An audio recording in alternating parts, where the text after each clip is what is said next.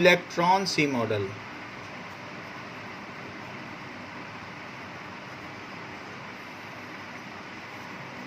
So in case of conductors के case में क्या होता है कि there are in case of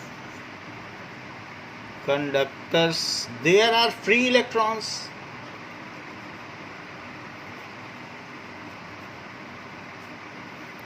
आवाज मेरी फुल आ रही है, ऑडिबल आ रही है कि कम आ रही है?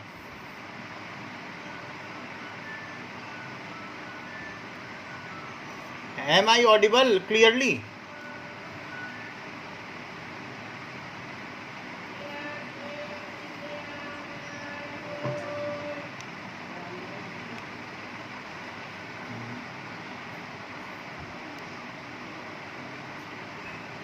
Anisha, am I audible?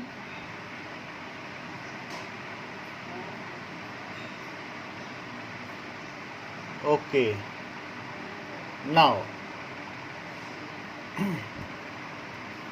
so in case of conductor, there are free electrons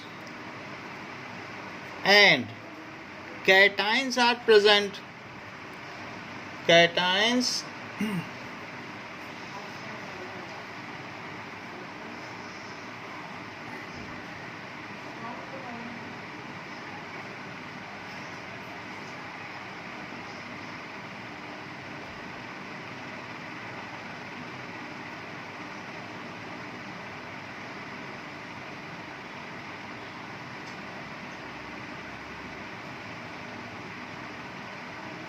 okay. Now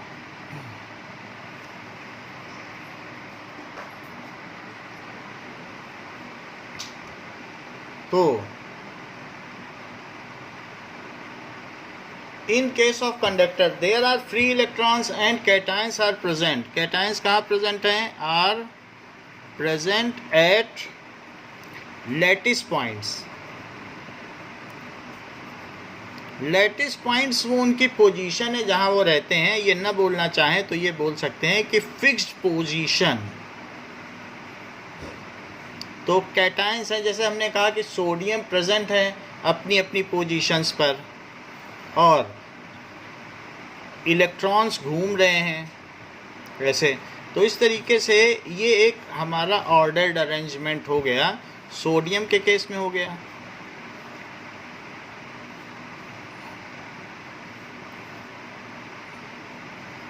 सारे कैटायंस अपने लैटिस पॉइंट्स पर हैं और इस अरेंजमेंट को कहते हैं rock salt arrangement. Rock salt कहते हैं नमक को और उसका अरेंजमेंट है। ऐसे अलग अलग तरीके के अरेंजमेंट हैं। किसी को जिंक ब्लेंड कहते हैं, किसी को रॉक सॉल्ट कहते हैं, बट ऐसे अलग अलग तरीके के अरेंजमेंट हैं। तो ये एक तरीके का अरेंजमेंट है नमक का। तो यहाँ पर हम देख रहे हैं कि Na+ तो अपने लैटिस पॉइंट्स पर हैं एंड जो उनके इलेक्ट्रॉन्स हैं वो भी इसी मेटल में हैं, because they have been just released by these. तो इनके इलेक्ट्रॉन इसी में घूम रहे हैं। सो इसका ये जो अरेंजमेंट है जिसमें these electrons are moving freely, these electrons are known as. So ये इलेक्ट्रॉन जो कहीं भी घूम रहे हैं, so it is so when cations are at lattice points and electrons are moving freely, then such an model of metal is called electron C model. So model of metal is electron तो free है ना, they are free. Here electrons are moving freely,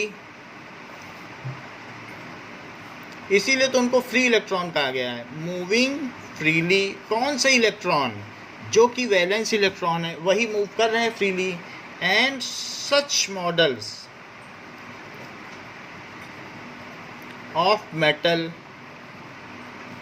is called electron sea model. इसको कहेंगे electron sea model हो गया। This is electron sea model. तो ये electron sea model हो गया। अब जरा देखिए what does it mean by Brownian motion?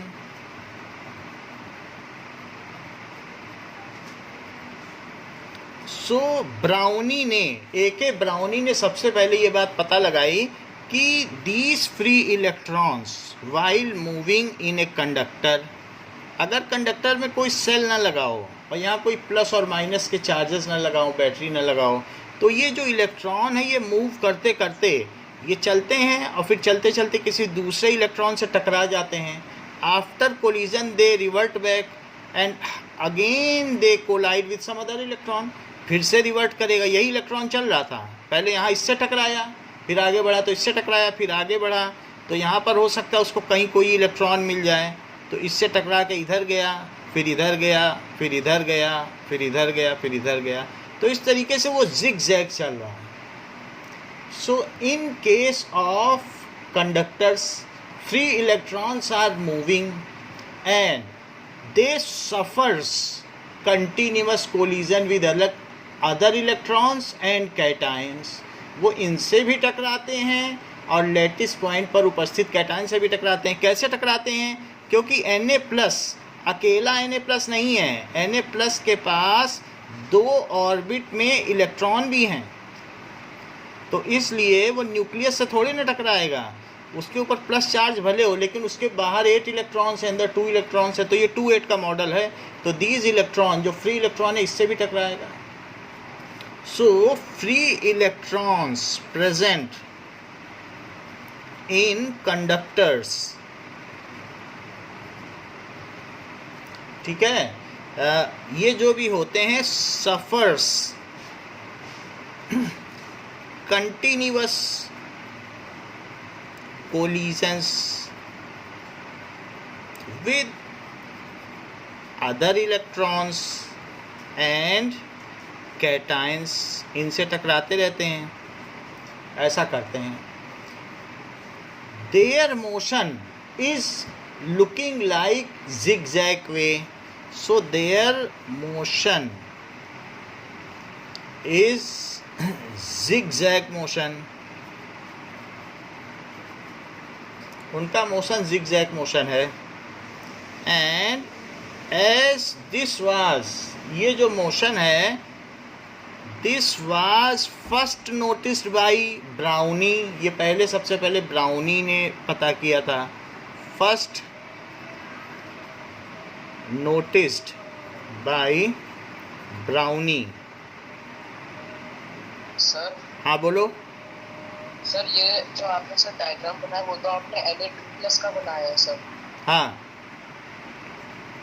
Sir एक और इलेक्ट्रॉन होना चाहिए बस उसके बाहर। अच्छा एक और इलेक्ट्रॉन कहाँ होना चाहिए? 1 2 3 4 5 6 7, एक और बनाओ, 8 होंगे ना। सो ये सबसे पहले जो मोशन नोटिस किया गया A.K. ब्राउनी ने, सो it is called Brownian motion. इस तरीके के मोशन को ब्राउनियन मोशन कहते हैं। The zigzag motion of electron, free electron in any metal और conductor is called free electron. What is the difference in conductor and non-conductor? Conductor और non conductor में क्या अंतर है? मान लीजिए कि कोयला है, कार्बन या लकड़ी है, वो नॉन कंडक्टर है, तो वो क्यों नॉन कंडक्टर है और दूसरी चीज़ें कंडक्टर क्यों हैं? जैसे कि हाँ बोलो, बताइए। इलेक्ट्रिसिटी को पास में, ये अच्छी बात कही कि इलेक्ट्रिसिटी को पास करता है, इसी के बेसिस पे उसे कंडक्टर कहा गया है। जैसे कार्बन से लकड़ी बनती है, तो कार्बन में क्या होता है, 2-4 इलेक्ट्रॉन्स होते हैं, टोटल 6 होते हैं। अब जो कार्बन के आउटर 4 इलेक्ट्रॉन है उसको यहाँ दिखा दो। अच्छा, दूसरा कार्बन है उसमें भी 4 इलेक्ट्रॉन है, तीसरा कार्बन है उसमें भी 4 इलेक्ट्रॉन्स हैं, नेक्स्ट कार्बन है तो उसमें भी 4 इलेक्ट्रॉन्स हैं, ऐसे हैं। और यहाँ एक कार्बन है तो उसमें भी 4 इलेक्ट्रॉन हैं। तो ये क्या करते हैं, अपना ऑक्टेट कैसा पूरा कर रहा है? ये कार्बन सबसे बोलेगा तुम चारों लोग जो मेरे चारों तरफ बैठे हो अपना एक एक इलेक्ट्रॉन मुझे दे दो। ऐसा करने से मैं अपना ऑक्टेट पूरा कर लूँगा और इसके बदले में मैं भी तुम्हें अपना एक एक इलेक्ट्रॉन दूंगा। तो जैसे इस कार्बन वाले ने कहा कि तुमने मेरा लिया, मैं भी तुम्हारा लूँगा, तो वो इससे लेगा और साथ में इसके बगल में भी कार्बन है, इससे भी लेगा, इससे भी लेगा, और एक नीचे है उससे भी लेगा, नीचे वाला दिखा नहीं रहा हूँ लेकिन नीचे भी है, और साथ में इसके बगल यहाँ पर भी है, इससे भी लेगा, और अपना ये भी ऑक्टेट पूरा करेगा। यानी ये जितना दे रहा है बीच वाले को, एक दिया तो उसने कहा तुम भी मुझे एक दो, इसको कहते हैं शेयरिंग, इसको कहते हैं covalent bonding. If equal number of electrons are shared या contributed toward sharing by both participating electrons then it is called covalent bonding.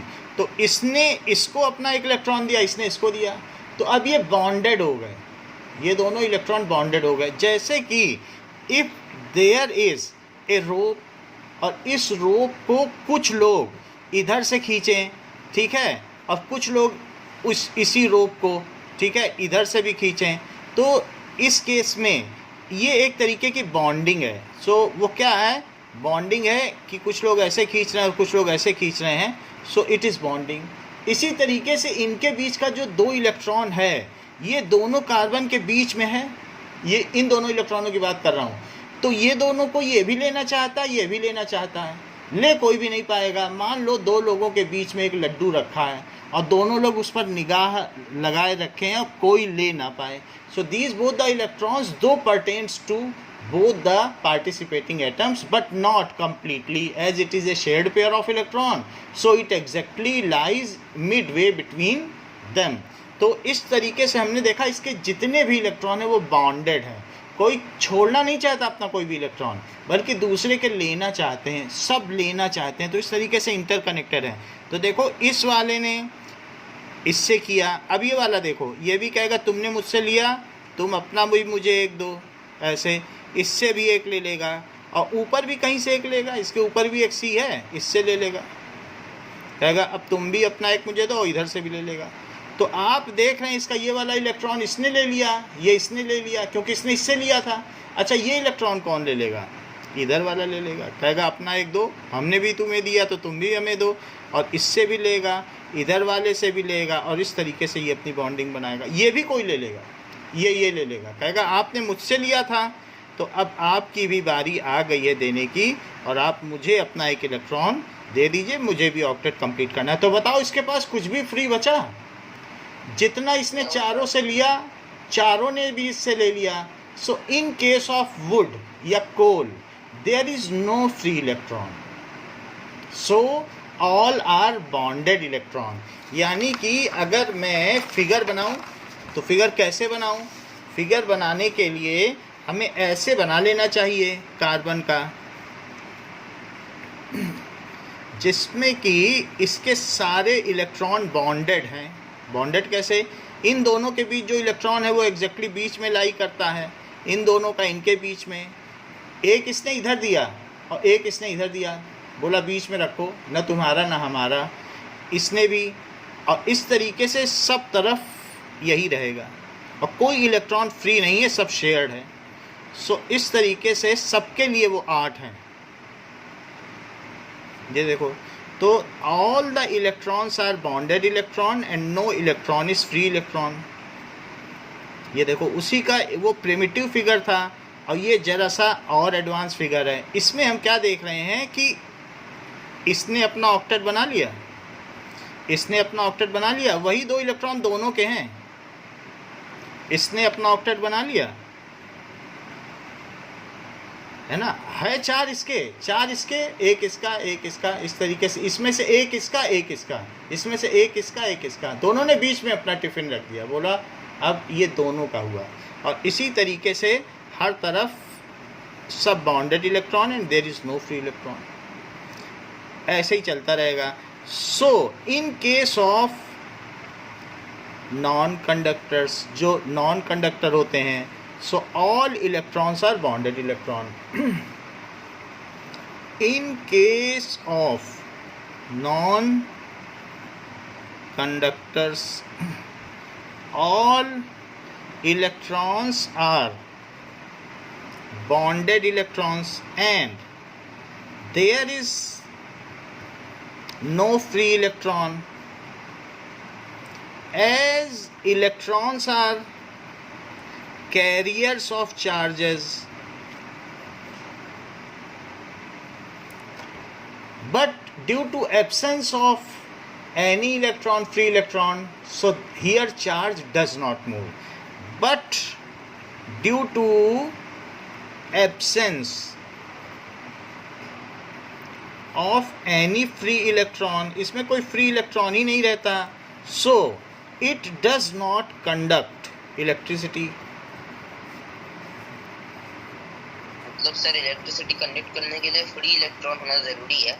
ये चीज अब हम देखें, क्योंकि ये आपका प्रश्न बिल्कुल तर्क संगत है कि इलेक्ट्रिसिटी कंडक्ट करने के लिए क्या फ्री इलेक्ट्रॉन होना जरूरी है। जरा देखो, मान लीजिए अब हम कंडक्टर की बात करें, तो कंडक्टर में ये हमारे पास सेल है, और सेल में ये जो रेज्ड पोर्शन, इसे प्लस कहते हैं और इसे माइनस कहते हैं।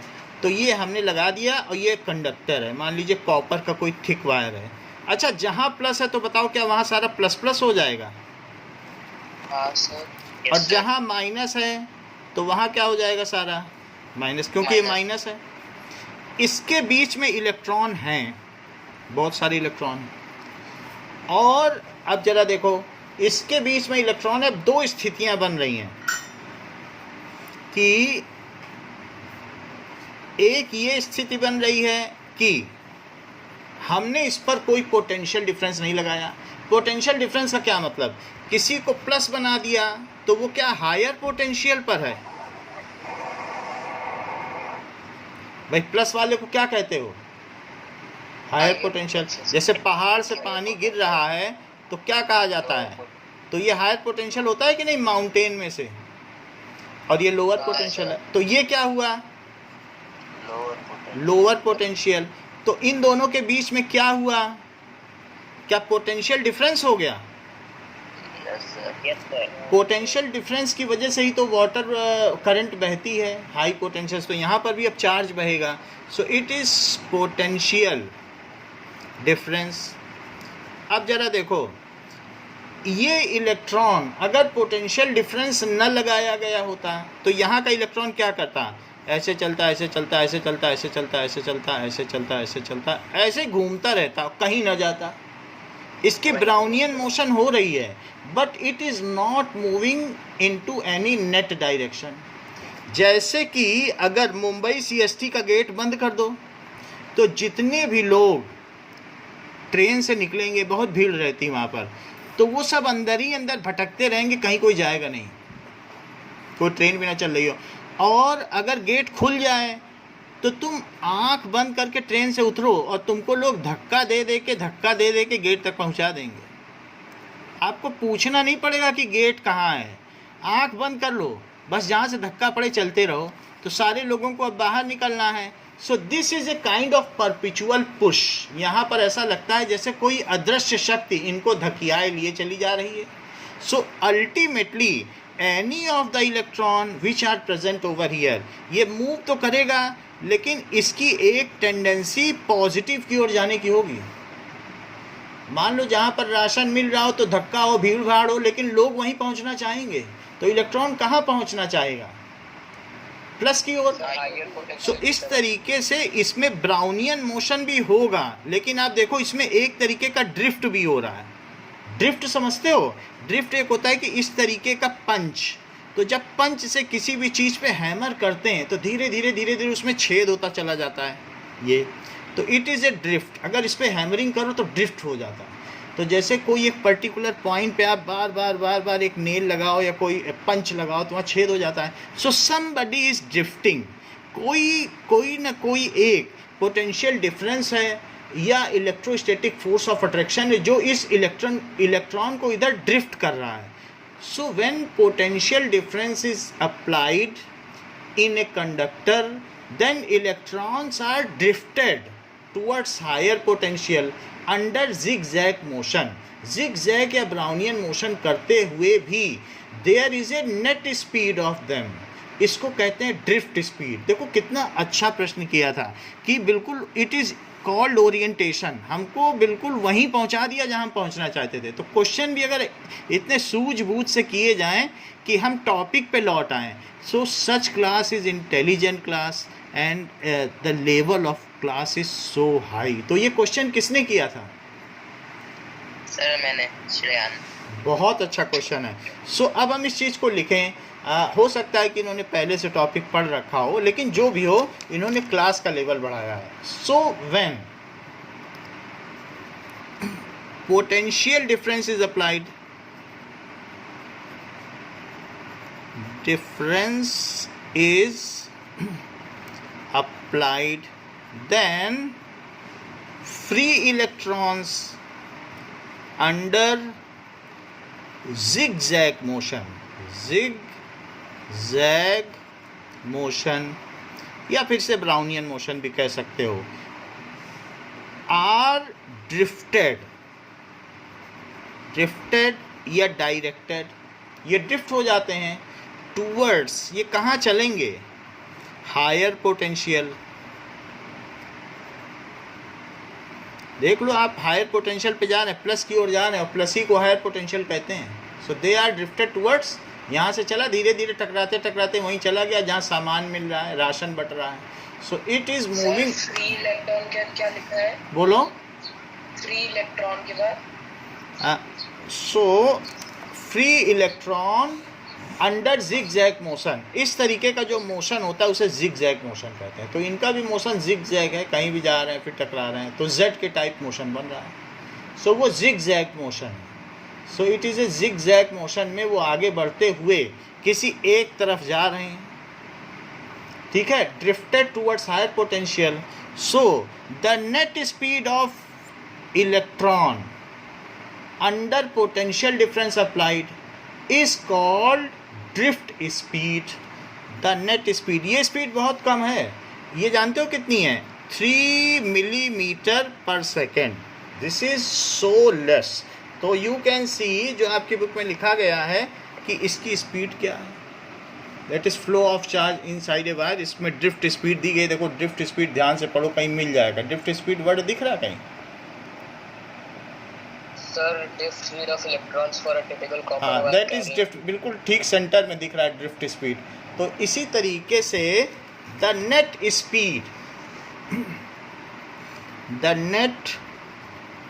स्पीड ऑफ इलेक्ट्रॉन, ठीक है, under applied potential difference, under 1 millimetre पर सेकंड, 3 मिलीमीटर पर सेकंड होती है। अप्लाइड पोटेंशियल डिफरेंस, क्या बोल रहे थे बेटा, मैं सुन नहीं पाया। सर बुक में इधर लिखा है द ऑर्डर 1 mm है, ठीक है 1 mm लिख दो। तो बुक में 1 है तो 1 लिख दो। तो it is of the same order. थोड़ा बहुत फ़र्क पड़ेगा, ज़्यादा पोटेंशियल डिफरेंस अप्लाई करोगे थोड़ा तेज़ भागेंगे, बट ये एक ही जैसी है। अंडर अप्लाइड पोटेंशियल डिफरेंस, तो उनकी जो नेट स्पीड है of electron, free electron under applied potential difference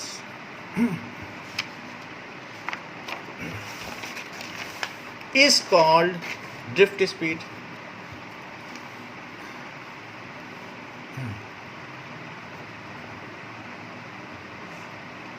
Is called drift speed. It is very less and equal to 1 mm per second होती है। If no potential difference is applied, then though electron have a Brownian motion, but there is no net movement of electrons towards any terminal. वो आपस में टकराते तो रहेंगे, लेकिन उनका रुझान किसी एक तरफ चलने का नहीं होगा, ये चीज़ है। So if no potential difference is applied. Anisha, potential difference हम कैसे अप्लाई करते हैं, किस चीज़ से अप्लाई कर सकते हैं potential difference? Sir higher potential minus lower potential. वो सब ठीक है अनीशा, हम पोटेंशियल डिफरेंस कैसे अप्लाई कर सकते हैं किसी कंडक्टर में? श्रेयान आप बताओ। सर ये नहीं पता है सर। अच्छा, अच्छी बात है। Now Kunal tell. मैं बताऊं हाँ बोलो अस्मित। सर, बैटरी लगा के सर। हाँ ये ज़्यादा अच्छा बताया। If battery is the source which makes a potential difference between two ends. So if no potential difference is applied, then अगर कोई पोटेंशियल डिफरेंस ना अप्लाई किया जाए, then electron do Brownian motion.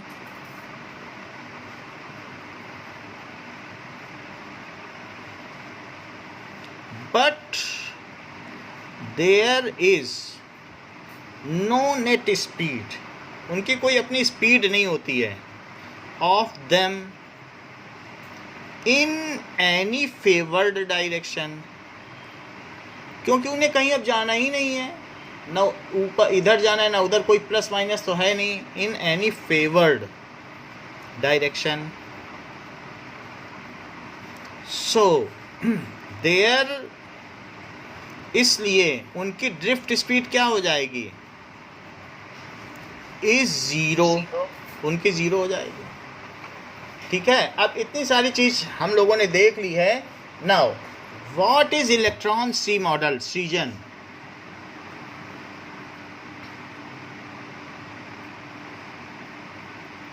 Yash. is a case of conductor. There are free electron and sir okay and cation हाँ। are present at lattice points. lattice point is known as electron sea model. Okay, it is electron sea model. Now Amit Kumar, what is Brownian motion?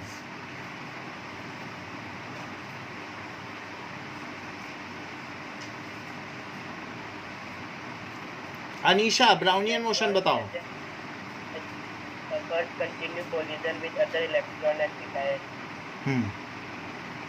थोड़ा तेज बोलो। The electron present in conductor suffer continuous collision with other electron and cation. हाँ हाँ, सो इन a zigzag manner, ये भी तो बोलो ना। वो कैसे करते हैं? They continuously collide with other electrons and cations in a zigzag manner, and such motion is called Brownian motion. Anisha बताओ ड्रिफ्ट स्पीड।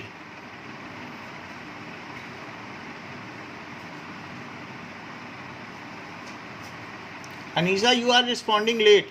हाँ बोलो। सर ड्रिफ्ट स्पीड मतलब बताना है कि 1 mm/s, वो बताना है ड्रिफ्ट कि स्पीड की डेफिनेशन बताइए।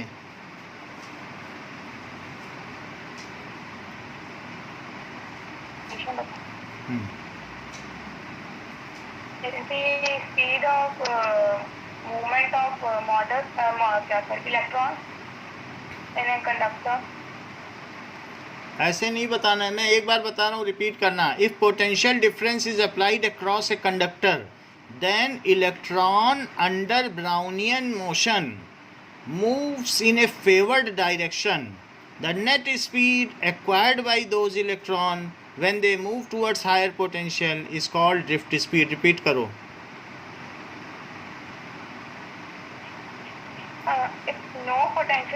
क्यों पोटेंशियल डिफरेंस क्यों अप्लाई नहीं करोगी? पोटेंशियल डिफरेंस तो अप्लाई करना पड़ेगा ना, वरना स्पीड कैसे पाओगी? देखो ये हायर पोटेंशियल है, ये लोअर पोटेंशियल, क्या पोटेंशियल डिफरेंस अप्लाई नहीं किया? सेल लगा के किया तो है, बोलो। When potential difference is applied, then free electrons under zigzag motion are drifted towards higher potential. The net speed of electrons applied. The net speed of electron acquired, जो उनके द्वारा प्राप्त की जाती है ऐसा वेग, उसको क्या कहते हैं? Drift speed. बोलो, ठीक है? अस्मित रिपीट करिए इसी चीज को। Sir the speed of electron under applied potential difference is called drift velocity. ये तो बहुत अच्छी बात बता दी, ये मैं लिख देता हूँ, ये तो बहुत सुंदर डेफिनेशन बताई है। Drift speed, net speed of free electrons under applied potential difference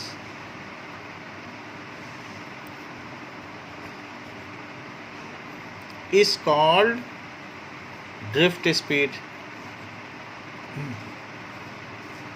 ये बहुत कम होती है। इलेक्ट्रॉन में कितनी तरीके की स्पीड होती है?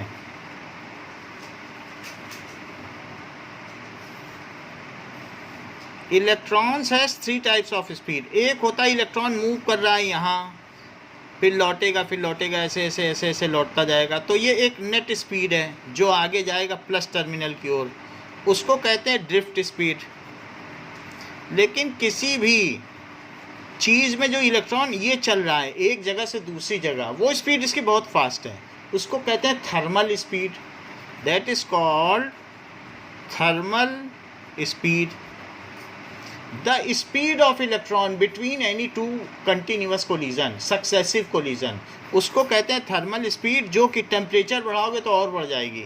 ये 10⁻³ मीटर पर सेकंड है, शताब्दी से 10 गुना ज़्यादा, 100 मीटर पर सेकंड से शताब्दी चलती है।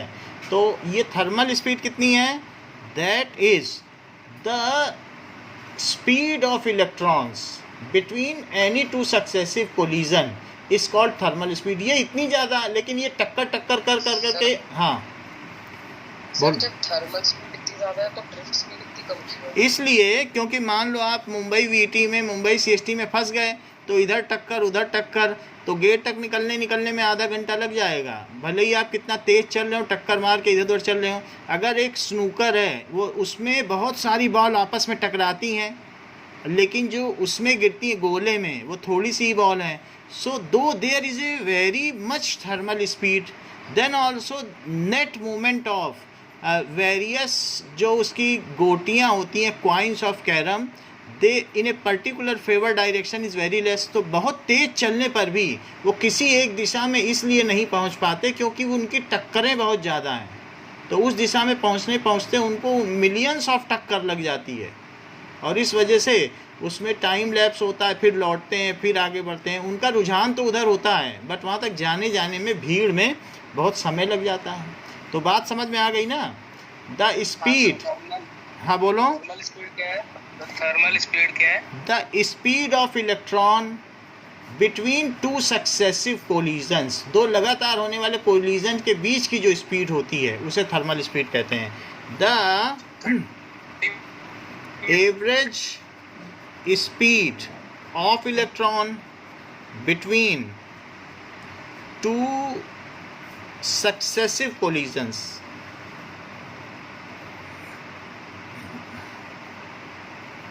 is called thermal speed.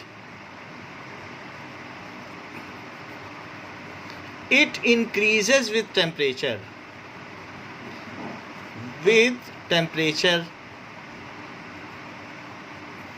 And it is highest in gases. Gas में सबसे ज़्यादा होती है।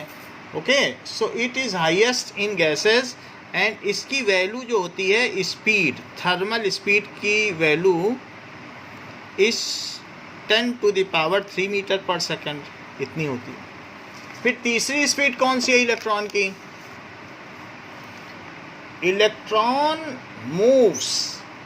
मूव करते हैं ऑर्बिट में। मान लो हाइड्रोजन एटम है, तो हाइड्रोजन के चारों तरफ इलेक्ट्रॉन मूव करेगा। नील्स बोर मॉडल मालूम है? तो while moving electron in A orbit, they have orbital speed, जो कि 2 × 10⁻⁶ मीटर पर सेकंड है। इट इज़ सो हाई, 2 × 10⁻⁶, यानी 10 लाख मीटर पर सेकंड। ये कितना तेज है? So that is when electron moves, ठीक है, या revolves around nucleus in an atom, around nucleus in an atom, the speed possessed by them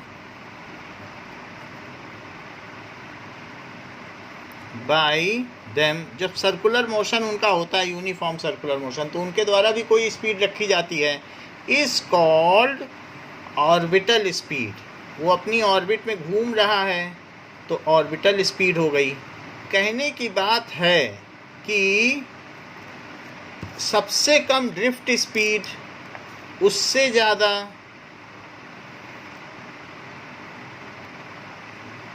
thermal speed, और उससे ज़्यादा क्या हुआ, ऑर्बिटल स्पीड। ये बिल्कुल ठीक बताया है जिसने भी बताया है।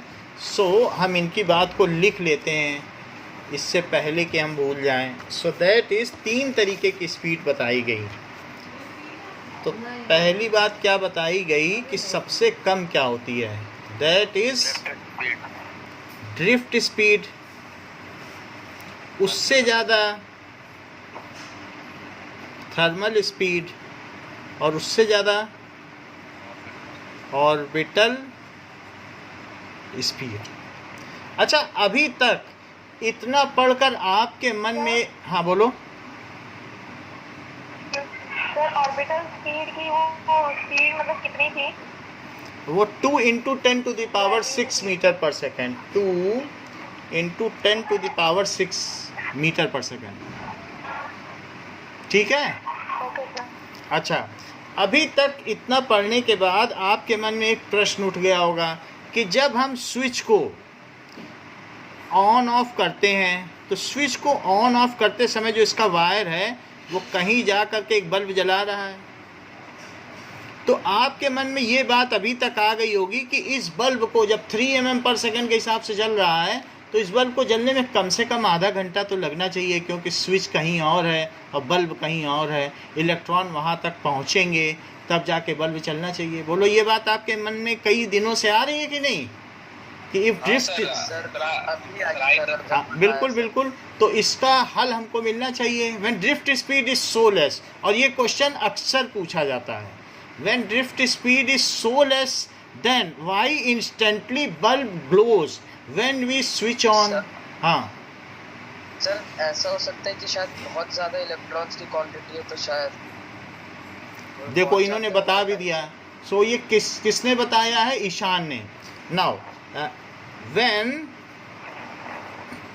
ड्रिफ्ट स्पीड, क्योंकि लोग आजकल सिर्फ बुक ही नहीं पढ़ते हैं। बुक तो सब आदमी, जैसे ही नई बुक आता है तो बुक तो चाट ही जाता है, उसके अलावा लोग नेट को भी देखते हैं, नहीं तो इतना अच्छा आंसर कैसे मिल पाता हमें।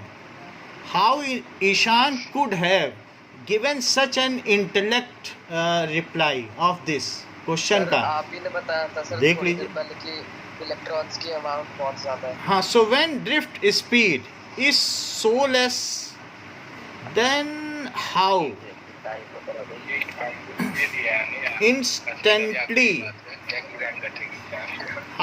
Instantly bulb glows. ठीक है, how instantly bulb glows when switch is put on. Switch put on, जब भी ये लोग बात करें तो जब दो ज्ञानी लोग बात करते हैं तो बाकी लोग ध्यान से सुना करो, क्योंकि उससे क्या होता है कि उनकी कुछ चीज़ें हमें मिल जाती हैं। सो इस तरीके से आप लोग ध्यान से सुनिए। ये बीच में जो बात हो रही है, it may contain some important contents. ठीक है, तो अब जरा देखें। नाउ हियर वी नो, जैसे मान लो बहुत सारे इलेक्ट्रॉन्स हों, तो अगर एक इलेक्ट्रॉन पुश होगा तो क्या होगा? ये आगे वाले को पुश कर देगा, फिर ये आगे वाले को पुश कर देगा। सो जो द इफेक्ट है, it is the effect of electric field या इलेक्ट्रिक इफेक्ट रीचेज, इस इलेक्ट्रॉन को वहाँ नहीं जाना है बल्ब तक। So because free electrons are under repulsive forces, so when as soon as the electron starts moving, the other electrons are also starts moving, and in this way that there electric effect is transferred by a light speed जो 3 × 10⁸ metre per second है। Drift speed उनकी भले ही कम हो, लेकिन इसका जो electric effect यहाँ transfer हो रहा है उसकी क्या स्पीड है? Effect speed it is 3 × 10⁸ metre per second, ये है। तो it is 3 million kilometre per second, इतनी ज़्यादा स्पीड होती है लाइट की, और वही स्पीड इसके इलेक्ट्रिक इफेक्ट की है। सो दो drift speed is very less, जैसा कि ईशान ने भी बताया, तो drift speed is very less, but electric field, जो उसकी इलेक्ट्रिक फील्ड है, क्योंकि रिपल्सन होता है, ठीक है, मूव्स एट वेरी फास्टर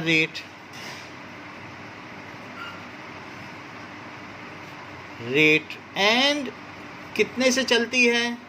इतने metre per second, and as soon as and it sooner reaches the register and sooner reaches the register, तुरंत पहुंच जाती है।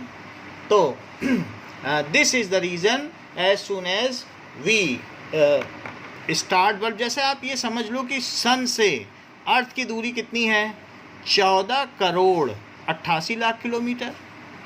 सो 14 करोड़ 88 लाख किलोमीटर इतनी है। लेकिन सन से अर्थ तक लाइट कितने सेकंड में पहुंच जाती है? Very good, it is 500 second. और कुछ लोग ये भी जानते हैं कि 8 मिनट 20 सेकंड्स में इतने में पहुंच जाती है। सो जो स्पीड है, ये किस स्पीड से चलती है कि इतनी सारी दूरी इतने समय में तय कर लेती है? This is 3 × 10⁸ metre per second, ये लाइट की स्पीड है। तो उसी स्पीड से इलेक्ट्रिक इफेक्ट भी चलता है। सो इस तरीके से, and sooner reaches the register, this is the reason as soon as switch is put on और off, then the bulb immediately glows और इट इज़ पुट्स ऑफ। तो वो चीज़ है। So this is the reason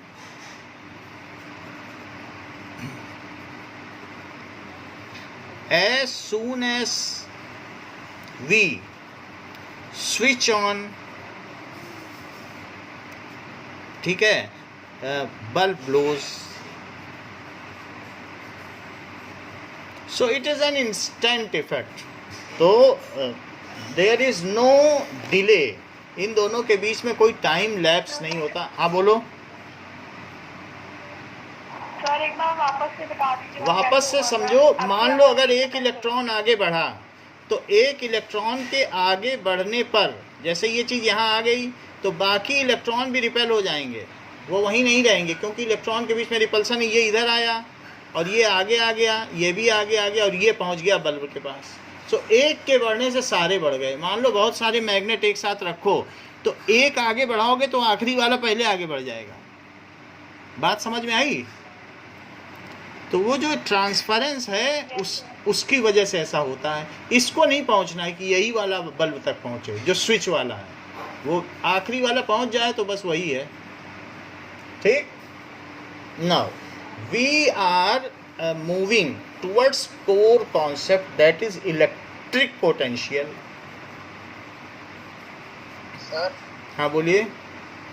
sir आपने बोला था sir कि जो मतलब मोशन ऑफ इलेक्ट्रॉन्स इस डायरेक्शन में होता है, उसके अपोजिट सर इलेक्ट्रिसिटी का डायरेक्शन होता है, करंट का। ठीक है। इसमें तो हाँ सर, करंट का। सॉरी, तो सर इसमें तो इलेक्ट्रॉन्स का जब स्विच से बल्ब की तरफ है तो इलेक्ट्रिक करंट को सर फिर इलेक्ट्रिक करंट को उल्टा मान लो जैसे इलेक्ट्रॉन किधर मूव करेंगे बताओ?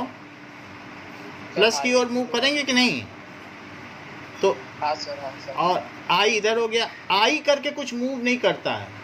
आई करके कोई सोचे कि आई मूव करता है तो इसमें मूव नहीं करता है। तो कंडक्टर में मूवमेंट नहीं होता है चार्जेस का। तो ऐसे ही है, बस इलेक्ट्रॉन्स मूव करते हैं, उसके अपोजिट इलेक्ट्रिक करंट की डायरेक्शन है। ठीक है। Now we will come to electric potential and potential difference. ये देखो बहुत अच्छे अच्छे प्रश्न आप लोग कर देते हो। So let us see it. ये क्वेश्चन किसने किया है? सर मैंने बोलो। ईशान ने। देखो ईशान ने एक बहुत अच्छी बात पूछ ली है, इसका जवाब देना ही पड़ेगा। ईशान ने पूछा कि आखिर सेल में ऐसा क्या है जिसकी वजह से करंट फ्लो करती है। सेल में ऐसी क्या चीज़ है? और सेल के अंदर बहुत सारे क्वेश्चन एक साथ पूछ लिए। और सेल के अंदर हमने बता दिया कि सेल के बाहर तो प्लस से माइनस करंट चलती है। देखो प्लस से माइनस चली, तो सेल के अंदर माइनस से प्लस क्यों चल रही है? बहुत सारे प्रश्न इन्होंने एक साथ पूछ लिए। यहाँ ये करंट है और ये करंट है, और सेल में ऐसी क्या प्रॉपर्टी है कि ये सब हो रहा है। Now let us try to answer the question of Ishan. चूंकि हम लोगों ने डिस्प्लेसमेंट रिएक्शन पढ़ ली है केमिस्ट्री में, तो हम ईशान के क्वेश्चन का उत्तर दे पाएंगे। अब देखो, एक हमारे पास जिंक का इलेक्ट्रोड है और एक किसका है? कॉपर का। ये एक बैटरी है, यही एक सेल है। अच्छा, इसमें यहाँ से यहाँ एक बल्ब जोड़ दो, ये बल्ब है, ये दिस इज बल्ब। तो जिंक में क्या होगा बताइए? जिंक, और ये कॉपर सोल्यूशन है, कॉपर सल्फेट। Copper sulphate.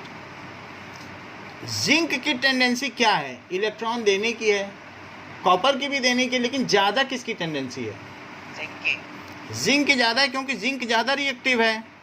तो जिंक और कॉपर में जिंक ज़्यादा रिएक्टिव है, तो जिंक क्या करेगा? इमीडिएटली अपने इलेक्ट्रॉनों को अपने ही इलेक्ट्रोड पे छोड़ छोड़ के उतर आएगा। देखो Zn2+ उतरा और Zn2+ 2 उतर आए, और दो दो इलेक्ट्रॉन दोनों ने छोड़ दिए। अच्छा बताओ, अब इधर 4 इलेक्ट्रॉन हो गए हैं और इधर एक भी नहीं है, और एक सल्फेट आयन है। तो एक सल्फेट आयन होने से क्या होगा? एक सल्फेट है, मान लीजिए एक और आप ले लें Cu2+ और SO4, 2, वैसे तो बहुत से होते हैं, मिलियंस हैं, समझाने के लिए कह रहे हैं। नाउ ये इलेक्ट्रॉन यहाँ है, जितने सल्फेट आयन होंगे उतने ही कैटायन हो सकते हैं। ऐसा नहीं हो सकता है कि कॉपर की भी भीड़ लग जाए और जिंक की भी भीड़ लग जाए, तब तो सोल्यूशन न्यूट्रल ही नहीं रह जाएगा। तो as much as zinc ion descend in solution, that much copper ion has to deposit, otherwise there will be charges not balanced. तो जितने प्लस होने चाहिए, अगर 2 कॉपर और 2 सल्फेट हैं और 2 जिंक उतर आए, तो 2 कॉपर को जाना पड़ेगा, क्योंकि सोल्यूशन न्यूट्रल रखना पड़ेगा। ऐसा नहीं होगा कि 8 पॉजिटिव चार्ज और 4 निगेटिव चार्ज, ऐसा नहीं हो सकता। अच्छा, इलेक्ट्रोड में देखो, इसके पास कितने इलेक्ट्रॉन हैं? तो 2 इलेक्ट्रॉन मूव करेंगे यहाँ से, और ये इलेक्ट्रॉन मूव करके कहाँ पहुँच जाएंगे? यहाँ। जिंक उतर आया और जिंक ने कहा मैं उतर आया हूँ, और कॉपर तुम जाओ, तुम्हारे इलेक्ट्रोड पे 2 इलेक्ट्रॉन छोड़ दिए गए, जाके जमा हो जाओ, वहीं पे इकट्ठे हो जाओ, उसी पे इकट्ठे उठो के उसको मोटा करते रहो। तो ये कॉपर जाएगा, यहाँ जमा हो जाएगा। अच्छा, अब जिंक सोल्यूशन में आराम से घूमने लगेगा। क्यों घूमने लगेगा? क्योंकि ये जो इलेक्ट्रॉन इसने छोड़े थे, उन इलेक्ट्रॉनों ने जिंक को भागने नहीं दिया था, क्योंकि इनके बीच एक अट्रैक्शन था ना। अगर इलेक्ट्रॉन जाएंगे नहीं तो जिंक फ्रीली घूम पाएगा क्या? बताइए। इन इलेक्ट्रॉनों को जाना पड़ेगा, तभी तो इनके बीच का अट्रैक्शन कम होगा, तब जिंक फ्रीली घूमेगा। तो ये चले गए और कॉपर ने उनको ले लिया। कॉपर ने कैसे ले लिया? तो कॉपर ने, क्योंकि कॉपर की इतनी टेंडेंसी नहीं थी, कॉपर लेस रिएक्टिव है, उसने ले लिया। और जिंक ने क्या किया? जिंक ने 2 इलेक्ट्रॉन छोड़ दिए, बोला जाओ 2 इलेक्ट्रॉन छोड़ दिए गए हैं, अपने इलेक्ट्रोड पे जाओ, ले लेना, और जहाँ तुम जाओगे वो कैथोड कहलाएगा, क्योंकि तुम कैटायन हो। तो इसलिए ये इलेक्ट्रोड क्या कहलाया? Cathode. Where cation goes that is called cathode. अच्छा, ये क्या है बताइए? Zn2+ है।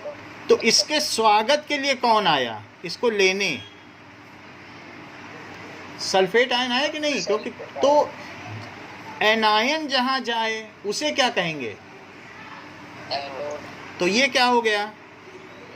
एनोड।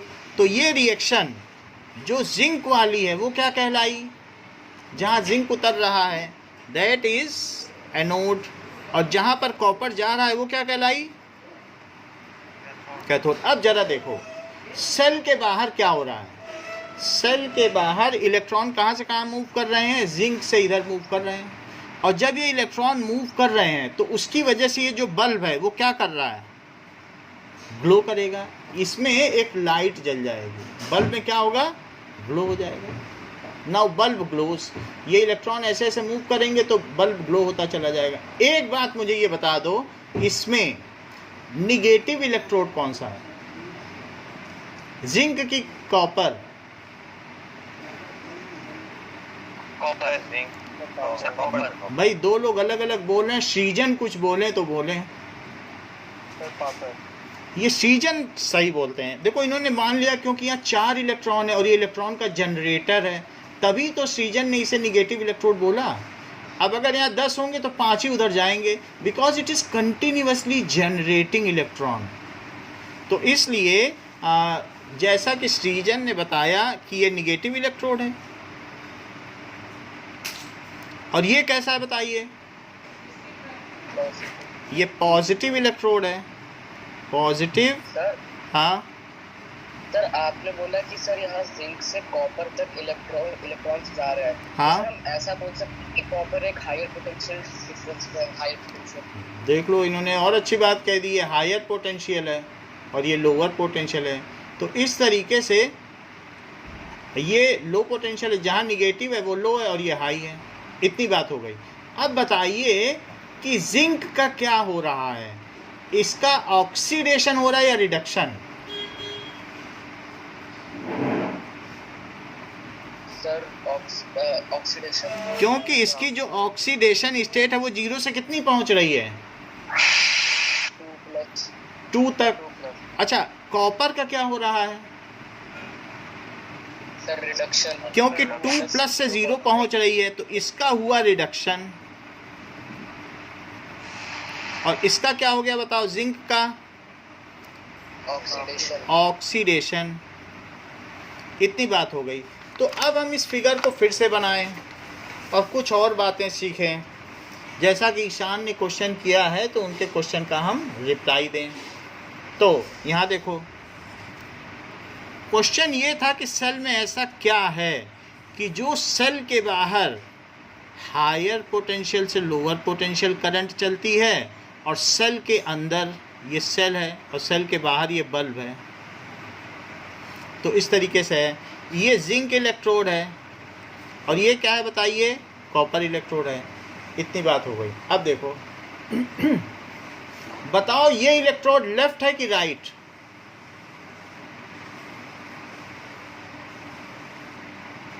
ये किस साइड है, लेफ्ट। तो इसके नीचे लिखो लेफ्ट। ये क्या है, राइट। राइट। एल पहले आता है कि आर? एल। तो लेफ्ट और राइट हमने इसमें लिख दिया। ओके अब जरा देखो, नाउ दिस, यहाँ पर ये कैथोड है कि एनोड, ये बताओ। क्या सर लेफ्ट वाला? हाँ सर एनोड। एनोड। और राइट वाला कैथोड। कैथोड। ए पहले आता है कि सी? ए। ए। अच्छा कौन निगेटिव है कौन सा पॉजिटिव है? Anode negative. Now this is, जैसे आपने बताया निगेटिव, और इसे क्या बताया, पॉजिटिव। एन पहले आता है कि पी? अच्छा ये मुझे बताइए ऑक्सीडेशन किसका हो रहा है और रिडक्शन किसका हो रहा है? तो ऑक्सीडेशन और रिडक्शन बताओ, ओ पहले आता है कि आर? तो इतनी बात समझ में आ गई? बात समझ में आ गई? ये स्क्रीन ब्लर हो रही क्या कुछ? Yes sir. हाँ सर। तो इसे ठीक करना पड़ेगा।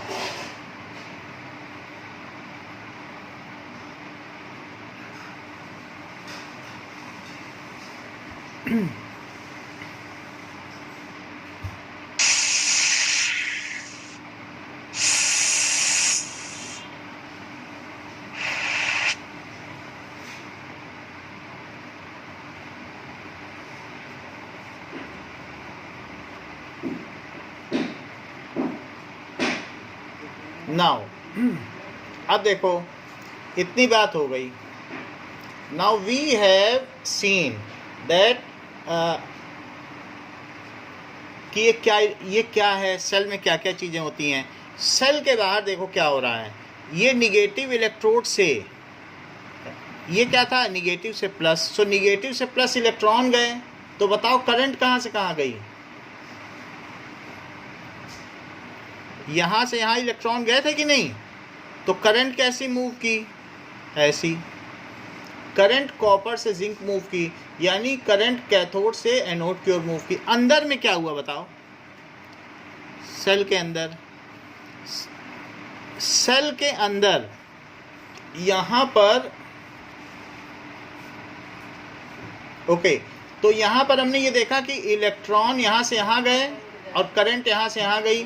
सेल के अंदर देखो क्या हुआ है. सेल के अंदर कॉपर आयन इधर गए और सल्फेट आयन किधर गए, इधर गए. सो सेल के अंदर दोनों मूव कर रहे हैं. इसलिए ईशान का पहला क्वेश्चन ये था कि करंट हम क्यों कहते हैं कि करंट मूव कर रही है, जबकि ये पॉजिटिव इलेक्ट्रोड है और ये निगेटिव इलेक्ट्रोड है. क्योंकि जो इलेक्ट्रोलिटिक सेल है उसके अंदर कुछ ना कुछ तो मूव करता ही है.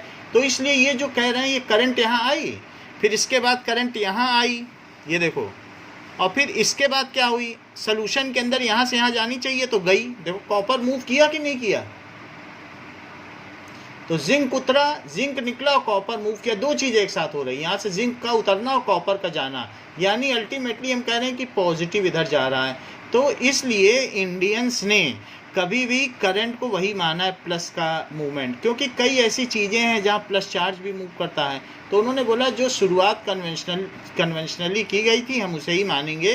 क्योंकि इलेक्ट्रोलिटिक सेल में ये चीज़ें होती हैं, जो मतलब इस तरीके के सॉल्यूशन वाले सेल होते हैं उसमें पॉजिटिव चार्ज मूव करता है. और इस तरीके से इन्होंने ये माना. अब हम और भी चीज़ें देखें. यहाँ पर धीरे धीरे क्या होगा, जो सॉल्यूशन है उसमें प्योर जिंक क्या होगा बताओ, सॉल्यूशन में आ जाएगा. और कॉपर क्या हो जाएगा, ये बिल्कुल पतला हो जाएगा. और कॉपर कितना हो जाएगा, मोटा सा हो जाएगा. और तब इस सेल की डेथ हो जाएगी, क्योंकि वो उसका अंतिम वो होगा जब ये डेथ हो जाएगी. ये जिंक रह जाएगा और जिंक टूट के भी गिर जाएगा और ये कॉपर हो जाएगा. और सॉल्यूशन का कलर क्या बदल जाएगा, जिंक सॉल्यूशन में उतर गया और कॉपर को हटा दिया, तो उसने क्या कर दिया बताओ, कलर को कलरलेस कर दिया क्या. Now am I audible?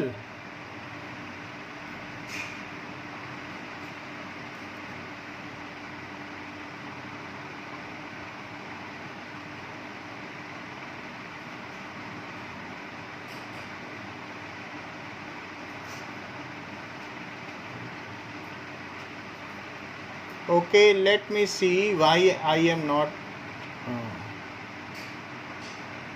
Now, am I audible?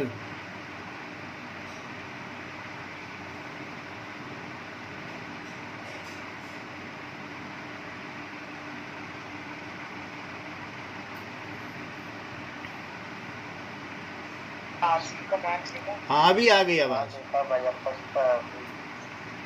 Okay.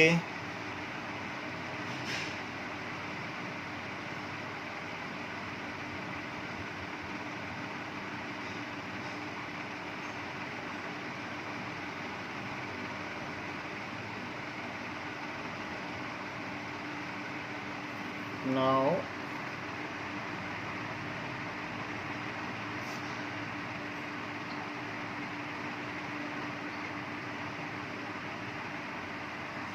okay, now am I audible? Yes sir. चलो. Yes, sir. अब यहाँ देखो इस तरीके से कलरलेस हो गया. पहले इसका कैसा कलर था, ब्लू, और अब कलरलेस हो गया. और ये इस तरीके की कंडीशन हुई यहाँ पे. तो सेल का काम क्या है, इसने जो प्योर जिंक था उसको इसने क्या कर दिया, इम्प्योर कर दिया. जो ज़्यादा एक्टिव था वो क्या हो गया, इम्प्योर हो गया कि नहीं. और ये एक प्योर जिंक है. तो इस तरीके से सेल में जो इसकी केमिकल एनर्जी थी वो किस में कन्वर्ट हो गई? इलेक्ट्रिकल एनर्जी में, इलेक्ट्रिसिटी में कन्वर्ट हुई, क्योंकि ये बल्ब जलने लगा। तो इस तरीके से ये जो यहाँ पर बल्ब जल रहा है, it is glowing, start glowing. So in cell pure substance किस में बदल जाता है? इम्प्योर सब्सटेंस में। And chemical energy get converted into electrical energy. तो सेल में क्या होता है? जो प्योर सब्सटेंस में केमिकल एनर्जी होती है, वही उसकी केमिकल एनर्जी जो उसकी प्योरिटी है, गेट कन्वर्टेड। और जो मोर एक्टिव है उसमें ज़्यादा एनर्जी होती है, और वही देखो इम्प्योर हो गया, और लेस एक्टिव को हटा दिया, gate converted into impure salts and chemical energy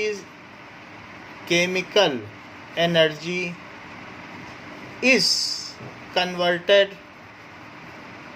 into electrical energy। मान लो अस्मित, अगर मैं कोयला जलाऊं तो केमिकल एनर्जी किस में कन्वर्ट हुई? Sir heat energy. उसी तरीके से सेल में ये काम होता है। अब देखो सेल में क्या काम होता है। सेल में कुछ कुछ इस तरीके का काम होता है कि ये है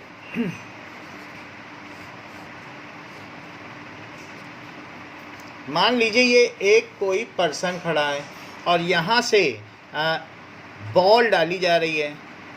तो जब बॉल आएगी तो बॉल क्या होगी? यहाँ से गिरती जाएगी, और ये गिरती गिरती यहाँ पे आ जाएगी। तो इस आदमी ने क्या किया? यहाँ से बॉल अपने हाथ में ले ली, और फिर उसके बाद उसी बॉल को उसने यहाँ पे डाल दिया। एक हाथ से ये उठा रहा है बॉल को, और फिर एक हाथ से उठा के क्या करता है? उधर डालता है। यानी ये लोअर पोटेंशियल से, इसका काम क्या है? हायर पोटेंशियल पे डाल देना, जिससे कि करंट चलती रहे। तो यही चीज़ है। जैसे कि मान लीजिए आपने एक सर्किट बनाया, तो सर्किट के बाहर क्या हो रहा है बताइए? करंट कहाँ से कहाँ मूव कर रही है? हायर पोटेंशियल से लोअर पोटेंशियल। और सेल के अंदर कैसे मूव कर रही है? Lower to higher at the cost of chemical energy. क्या चीज़ खर्च हो रही है इसमें? इसकी सेल का क्या खर्च हो रहा है? Chemical energy. So outside the cell तो वो ठीक चल रही है, क्योंकि हायर से लोअर जानी ही चाहिए करंट, लेकिन अंदर उल्टी क्यों चल रही है? ईशान का यही प्रश्न था कि सेल के अंदर निगेटिव से पॉजिटिव क्यों चलती है सर, ये तो बताओ। वहाँ भी वही चलनी चाहिए। ये क्वेश्चन ही इतना इंटेलिजेंट था कि जिसने इतना बड़ा आंसर बना दिया। सो इस तरीके से तो हमने इसी बहाने सेल के बारे में भी जान लिया, वास्तव में सेल होता क्या है और ये पोटेंशियल डिफरेंस कैसे क्रिएट करता है। जब दो डिसिमिलर बॉडी को, तुम्हारे घर में अगर एक नींबू का टुकड़ा हो और उसमें एक आयरन की पिन डाल देना और एक कॉपर की पिन डाल देना, और उन दोनों के बीच में एक एलईडी बल्ब लगा देना, देख लेना जल जाएगा। तो ये प्रैक्टिकल आप लोगों ने खूब किया होगा। Any two dissimilar pure metals, if they are dipped in salt, then a potential difference is created in them. यही जिंक में हुआ। बैटरी लगानी पड़ेगी। बोलो, तो उसमें बैटरी के बिना बैटरी कैसे लगाओगे? यही तो बैटरी बन गई। बैटरी तो बना लिया आपने। यहाँ कौन सी बैटरी हमने लगाई? ये भी तो बैटरी है। When two dissimilar metals are dipped any acid या salt solution, then it is a cell. वो जो दो अलग अलग मेटल हैं, चूंकि उनकी एक्टिविटी सीरीज में अलग अलग इलेक्ट्रॉन देने की टेंडेंसी है और उनको मौका मिल गया, इसलिए वो इलेक्ट्रॉन ट्रांसफ़र कर रहे हैं। और चूंकि वो इलेक्ट्रॉन बल्ब के थ्रू होके जा रहा है, इसलिए बल्ब जल जा रहा है। तो मान लो भीड़ एक जगह से दूसरी जगह जाने लगे, जैसे ट्रांजिशन होता है, बांग्लादेशी सब हमारे यहाँ आ जाते हैं तो वो अपनी एनर्जी लगा के आते हैं। वो हो सकता है कि लोहे की जो वहाँ पर अलग तरीके से बैरिकेटिंग है, उसको तोड़ तोड़ के आ जाएं। तो जब भी मौका मिलेगा वो ऐसा करेंगे। तो सेल क्या है? When two dissimilar pure metals are dipped in salt solution, then it is cell. Due to their tendency, varying tendency of donating electron rush to move from more active metal to less active metal outside the cell. यही चीज़ हो रही है यहाँ पर, तो यही चीज़ हो रही है। सेल के अंदर भी कोई सॉल्यूशन होता है क्या? सेल के अंदर कोई सोल्यूशन है, जैसे कॉपर सल्फेट का है, जो लेस एक्टिव है उसी का तो सोल्यूशन भरोगे, तभी तो काम बनेगा। बात समझ में आ गई ना? Yes sir. और कुछ नहीं तो बैटरी का एसिड डाल दो, सल्फ्यूरिक एसिड डाल दो, तो कुछ नहीं तो नींबू रख दो, नहीं तो आलू में कर लो।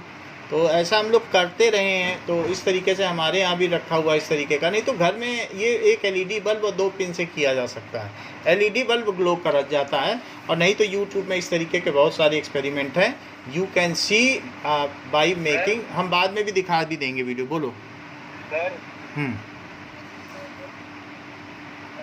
सर आवाज आ रही है? हाँ आ रही बेटा, बोलो। सर पोटैटो से बिजली कैसे बनती है सर? पोटैटो में भी वही चीज़ है, क्योंकि उसके अंदर जो सॉल्यूशंस हैं तो उसमें भी चार्जेस होते हैं, तो चार्ज का अंदर मूवमेंट हो जाता है। So that's why. तो हम यहाँ क्या लिखेंगे कि इनसाइड द सेल, सेल के अंदर क्या होता है कि current moves from lower potential to higher potential. इसके अंदर की बात कर रहा हूँ, at the cost of Praveen. Praveen बताइए क्या sir? Inside cell current moves from lower potential to higher potential at the cost of positive to negative sir. ये बहुत अच्छा बताया, देखो कितना अच्छा बताया, क्योंकि good listener is good learner. इन्होंने तुरंत बता दिया केमिकल एनर्जी, क्योंकि कितनी ध्यान से सुन रहे थे। और कोई होता तो बताता पॉजिटिव टू नेगेटिव, या और कोई लेमैन या अनाड़ी की तरह रिप्लाई देता, लेकिन इट इज़ द कंसंट्रेशन और ये ऑफ दैट पर्सन। तो वो कितने क्विक विटेड हैं, और इनका जो आंसर है वो हम सबको सराहना करनी चाहिए। So inside cell current moves from lower potential to higher potential। Asmit इस सेंटेंस को पूरा करो। सर लोअर पोटेंशियल से हायर पोटेंशियल पर जा रहा है। और sir electron moves from lower potential to higher potential. Electron की तो कोई जो भी हो। सर मैं पूरा करूं? हाँ बोलो। On the cost of chemical energy. Eight the cost, season ने ठीक बताया, eight the cost of chemical energy.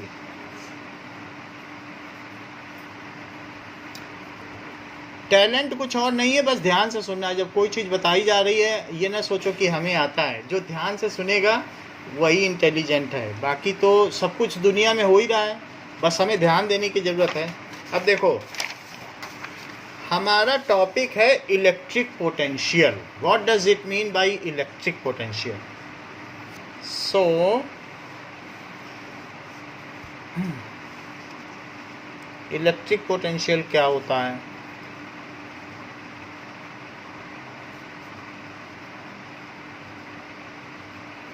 अच्छा, इसके पहले 9th में आपने ग्रेविटेशनल पोटेंशियल पढ़ा है, तो ग्रेविटेशनल पोटेंशियल बताओ क्या होता है, तब फिर मैं इलेक्ट्रिक पोटेंशियल बता दूं। ग्रेविटी तो पढ़ाई है 9th में। किसी हाइट पे होती है तो उसके अंदर एक पोटेंशियल एनर्जी होती है। ये बात बिल्कुल सही कही कि जैसे इन्होंने बताया कि इलेक्ट्रिक पोटेंशियल का मतलब ये ग्रेविटेशनल, ये अर्थ है कि 1 kg मास को, ये किसने आंसर दिया? सीजन हर चीज़ जानते हैं।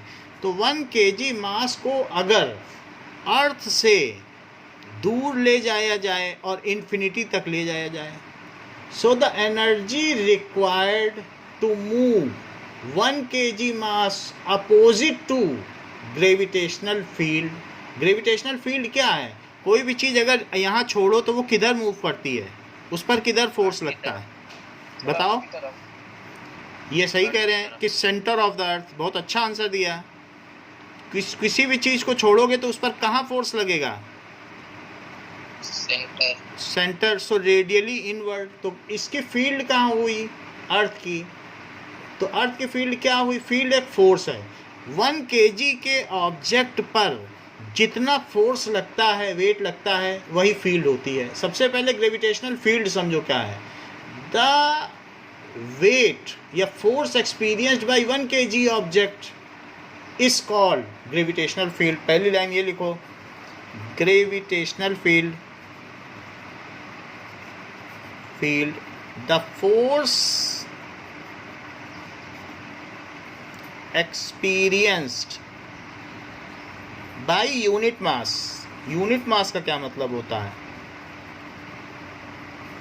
1 kg, ठीक है। 1 kg due to gravity, gravity की वजह से जो फोर्स लग रहा है इज कॉल्ड ग्रेविटेशनल फील्ड। तो बताओ किधर फोर्स लगेगा?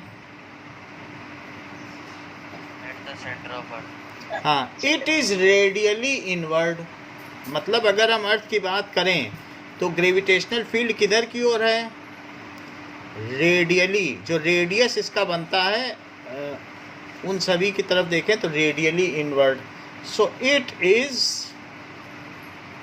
Radially inward for earth. लेकिन सीजन से मैं एक बार और पूछूंगा, what does it mean by gravitational potential? Potential क्या? ये तो फील्ड हो गई, ग्रेविटेशनल फील्ड। ग्रेविटेशनल पोटेंशियल क्या है? सर जो ग्रेविटेशनल फील्ड लगती है किसी भी ऑब्जेक्ट को मूव करने के लिए। हाँ, वर्क डन। ये बहुत अच्छी बात कही, work done to move 1 kg या unit mass of object from earth to infinity. 1 kg की चीज़ अर्थ से इन्फिनिटी तक ले जाओ, भगा ले जाओ, इतनी दूर की अर्थ देख भी ना पाए। सो यानी अगेंस्ट ग्रेविटेशनल फील्ड अर्थ खींच रही थी और हमने उसके अपोजिट काम किया। उसमें आपको जितना पोटेंशियल लगा, कहते नहीं हो कि मेरे पास तुमसे ज़्यादा पोटेंशियल है। पोटेंशियल का मतलब क्षमता। So work done to move unit mass from earth to infinity। ऐसा करने में जितना भी आपको वर्क डन करना पड़े इज कॉल्ड ग्रेविटेशनल पोटेंशियल।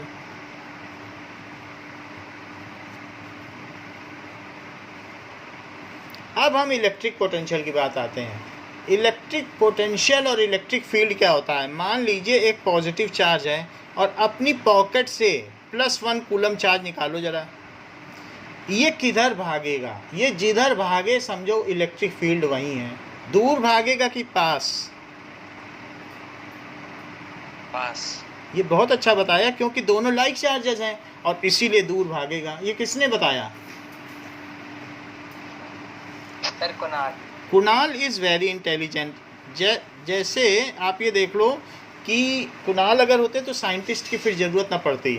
जैसे कि आप ये देखिए कि +1 कूलम चार्ज है और ये दूर भागेगा। सो इस पर जिधर फोर्स लगे, ओके, सो यहाँ पर +1 coulomb, the force acting on unit positive charge due to source charge, जिधर फोर्स लग रहा है is called electric field. 1 coulomb charge पर जितना भी फोर्स लगे, मान लीजिए यहाँ पर मैंने 2 कूलम चार्ज रख दिया और ये इस पर एक फोर्स लग रहा है 10 न्यूटन। तो ये मुझे बताओ अनीशा, इस पॉइंट पर इलेक्ट्रिक फील्ड कितनी हुई?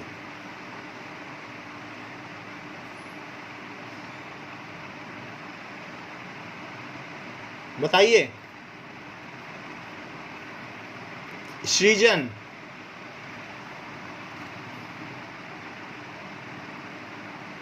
एक कूलम चार्ज पर जितना फोर्स लगेगा वो होती है, हाँ, तो 5 हुई।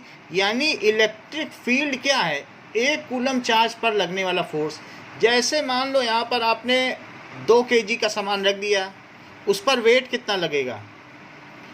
2 इंटू जी, वेट का मतलब क्या होता है? mg होता है, तो वेट ये है। तो इस तरीके से 2 kg पर 2 इंटू 9.8 यानी 19.6 न्यूटन लग रहा है।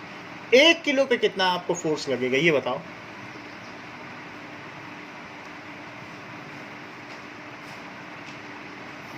सर 9.8, क्योंकि वेट में 2 से मल्टीप्लाई कर दो।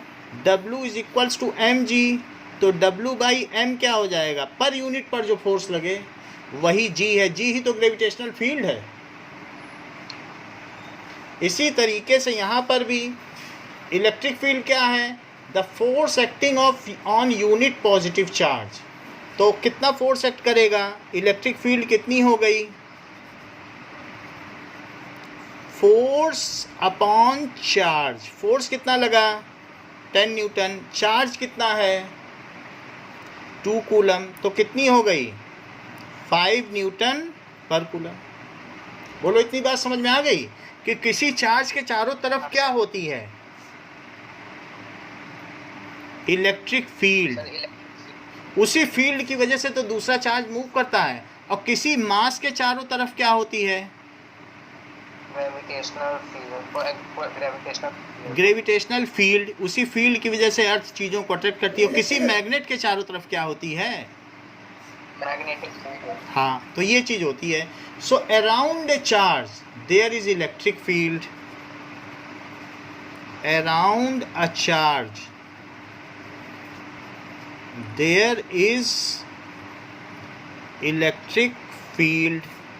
ठीक है, तो इलेक्ट्रिक फील्ड होती है। अच्छा, इतनी बात हो गई। अब मुझे बताओ, अगर पॉजिटिव चार्ज है उसके चारों तरफ 1 कूलम चार्ज चारों तरफ रखते जाओ, यहाँ रखो, यहाँ रखो, यहाँ रखो, तो वो दूर भागेगा कि पास आएगा?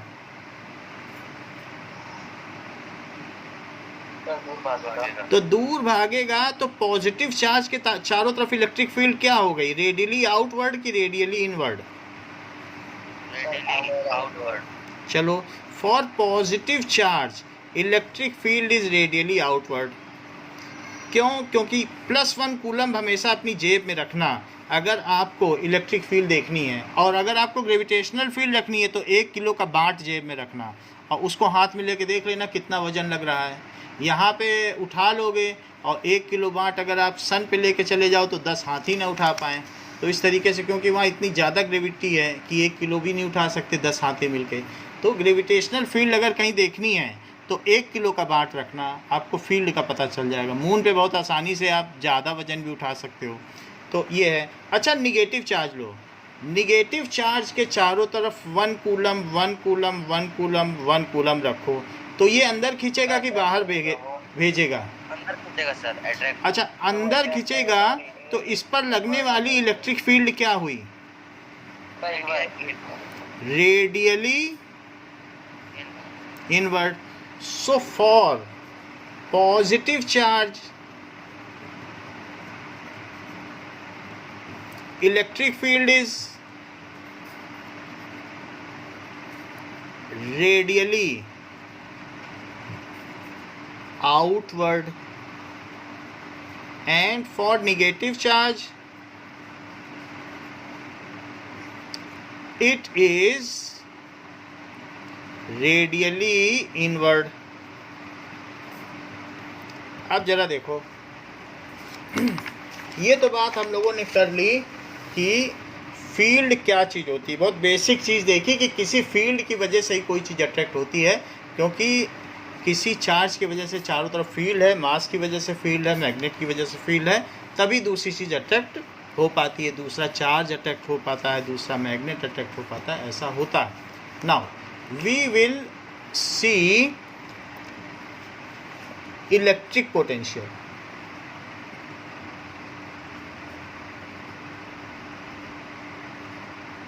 एक बार मैं रिपीट करता हूँ, फिर आप में से किसी से करवाऊँगा। देखिए, इलेक्ट्रिक पोटेंशियल का मतलब क्या है? मान लो यहाँ पर कोई सोर्स चार्ज है, तो इन्फिनिटी से +1 कूलम चार्ज को कहाँ से लाना पड़ रहा है? बहुत दूर से, बहुत दूर से, दूसरे यूनिवर्स से लाना पड़ रहा है। So that is the work done in moving unit positive charge from infinity to a point, मान लो P तक लाना, यहाँ तक ले आओ, धीरे धीरे धीरे धीरे ला के यहाँ इसे रख दो। सो यहाँ से यहाँ लाने में जितना आपको काम करना पड़े, then that is called electric potential of that point. फिर से जरा देखो, एक चीज जमीन पे पड़ी है, 1 किलो की है, 1 किलो की, उसको उठा के अलमारी के ऊपर रख दो, अलमीरा है, तो आपको कितना काम करना पड़ेगा बताओ? नीचे की ओर इस पर कितना फोर्स लग रहा है? mg। तो क्या ऊपर की ओर भी आपको इतना ही फोर्स लगाना पड़ेगा? हाँ सर। अच्छा, तो आपने चलो mg लगा दिया, और इसकी हाइट कितनी है? h। तो ये बताओ, ये तो नीचे का वेट है और हाइट ये है, वर्क डन का क्या फार्मूला होता है? Sir mgh। Force into distance move, force into displacement होता है। फोर्स कितना लगाओगे इस वेट को उठाने के लिए बताओ? सर 10। फोर्स इसमें लगाओगे mg। Sir mg। भाई जितना वेट है उतना ही तो ऊपर फोर्स उल्टा लगाना पड़ेगा, तभी तो बैलेंस फोर्स रहेगा। और डिस्टेंस कितनी मूव की? h। Sir h। अच्छा, तो mgh है, m यहाँ कितना हो जाएगा? 1 हो जाएगा। तो जो भी आपने वर्क डन किया वो mgh है, और इसके ऊपर आपने रख दिया इसको। अब बताओ, इस चीज़ को जब इसके ऊपर रख दिया तो इसमें कौन सी एनर्जी आ गई? Potential energy. Potential energy. आपने किसके अगेंस्ट में काम किया? ग्रेविटेशनल। Potential energy. तो ये जो एनर्जी इसमें आ गई, पोटेंशियल एनर्जी, तो क्या ये हमेशा के लिए इसमें जमा हो गई है? यानी आपका वर्क डन जमा हो गया है? अगर 100 साल बाद भी कोई इस बॉल को ऊपर से नीचे गिराएगा तो क्या ये बॉल काम कर देगी? हाँ सर।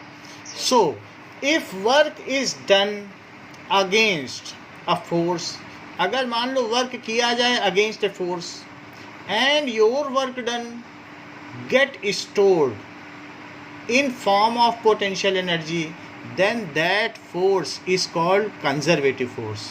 चूंकि आपने ग्रेविटी के अगेंस्ट में काम किया और उसके अगेंस्ट में काम करने पर आपका काम जमा हो गया। नाउ आपका काम बैंक में जमा हो गया, अगर आपने बुक अलमारी में रखी है उठा उठा के, तो उन सब में एनर्जी है। कोई गिराएगा तो साउंड आएगा, हीट आएगी, 100 साल बाद भी गिराएगा तो उसमें एनर्जी है। सो देखो, व्हाट इज कंजर्वेटिव फोर्स। सबसे पहले देखें कि कंजर्वेटिव फोर्स क्या होता है। If work is done, electric potential की डेफिनेशन क्या है? हाँ अभी वो बता रहे हैं। If work is done against, क्योंकि इसमें ये सारे वर्ड्स आने वाले हैं, तो अगर मैं आपको वहाँ लिखा दूँ कि कंजर्वेटिव फोर्स, तो फिर आपको हो सकता है 9th में पढ़ा है लेकिन अभी गैप हो गया ना, तो हो सकता है आप भूल गए हों कंजर्वेटिव फोर्स। तो मैं वहाँ ये word take it for granted नहीं ले सकता कि आपको कंजर्वेटिव फोर्स पता है। So if work is done against some force, आपने वर्क किसके अगेंस्ट में किया? ग्रेविटी के अगेंस्ट में, some force, and your work get conserved in form of potential energy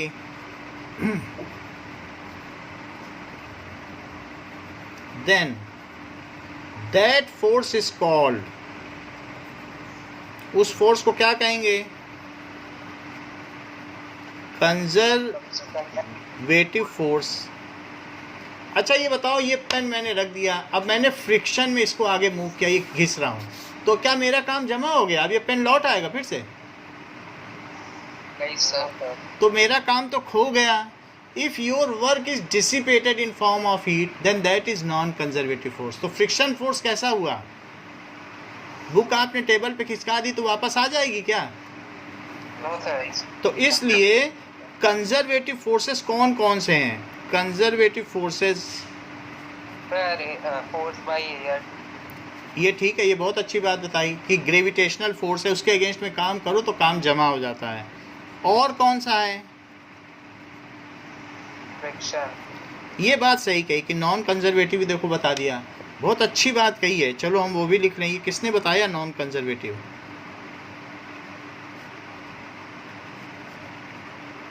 friction हो गया। और कंजर्वेटिव बताओ, अभी तो कंजर्वेटिव पूछ रहे हैं। दो इलेक्ट्रॉन को अगर मैं पास ले आऊं, इनको पास ले आओ और दोनों तरफ दीवार लगा दो या हाथ लगा दो, और जब इनको छोड़ोगे तो क्या दूर भागेंगे? हाँ सर। तो क्या आपका काम जमा हो गया? भाई आप बड़ी मेहनत से पास लाए और छोड़ते ही दूर भागे, बड़ी मेहनत से पास लाए भाग गए, तो बताओ इलेक्ट्रिक फोर्स कंजर्वेटिव फोर्स है? No sir. बोलो। हाँ सर। है, क्योंकि आपका काम जमा हो गया ना। लेकिन मैं वापस देखो, अगर इसे आपने इसको आप किसके अगेंस्ट में लाए? ये कहाँ भागना चाहते थे? दूर। आपने इलेक्ट्रोस्टैटिक फोर्स के अगेंस्ट में काम किया। ये जाना तो दूर चाहते थे, लेकिन आपने क्या किया? इनको दबा दिया। तो आपने इलेक्ट्रोस्टैटिक फोर्स के अगेंस्ट में काम किया और इन्हें यहाँ रख दिया, और जैसे ही दीवार हटाओगे तो क्या ये फिर से भागेंगे? If boundaries are removed, then they will bounce back. ये क्या होंगे? फिर से भागेंगे, रिपेल ईच अदर। तो इसलिए इलेक्ट्रोस्टैटिक फोर्स भी कंजर्वेटिव है, जिसके बारे में हम यहाँ पढ़ रहे हैं, स्टैटिक फोर्स। अच्छा एक बात बताओ, मान लो नॉर्थ है और साउथ है, और मैंने बहुत मेहनत करके नॉर्थ को पास ले आए, और फिर यहाँ पर कुछ एक वाल लगा दिया, कंस्ट्रेंट्स लगा दिया, और अगर मैं ये वाल हटा दूं, क्या ये फिर से दूर भागेंगे? हाँ सर। Yes sir. भागेंगे। मैग्नेट को पास लाओ, रिपेल कर रहे हैं तब भी और जोर से लाओ, और जैसे छोड़ोगे भागेंगे नहीं।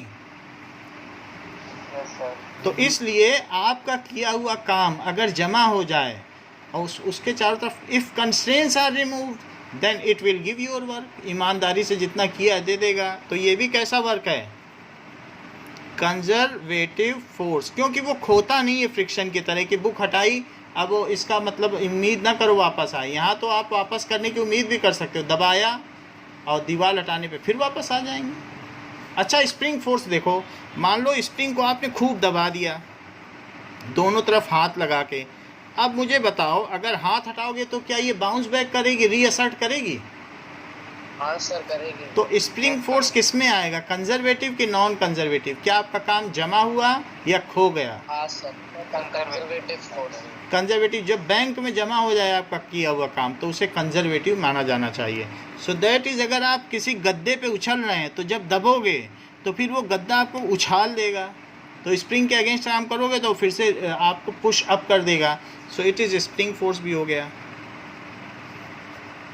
So we have seen that such forces are conservative force. Now अब हम जरा देखें इलेक्ट्रिक पोटेंशियल क्या है। ये देखो सर उधर मैग्नेटिक फोर्स आएगा ना, जहाँ पे लिखा था। बोलिए, when what is electric potential? If 1 coulomb charge is brought, 1 coulomb charge एक पॉजिटिव सोर्स चार्ज है, ये सब प्लस प्लस हैं, देख लो प्लस लिखा है। सो ये 1 coulomb charge is moved from infinity to a point, और उसमें कुछ काम करना पड़ा। काम क्यों करना पड़ा? क्या ये इस 1 कूलम को भगा रहा था क्या? ये सोर्स चार्ज रिपेल कर रहा था क्या? हाँ सर। बोलिए। अगेंस्ट काम किया सर। तो आप तो उसके अपोजिट लाए ना, तो क्या आपका किया हुआ काम यहाँ पर पोटेंशियल के तौर पर जमा हो जाएगा? हाँ sir. So if 1 coulomb charge is moved from infinity to a point against electrostatic force, ये फोर्स लगा रहा है भागो, लेकिन तुम तो पास ला रहे हो, तो यहाँ लाने पर आपने यहाँ रख दिया, अब छोड़ दोगे या दीवार हटा दोगे फिर भागेगा। Then whatever work is done is accumulated in form of potential and it is called electrostatic potential.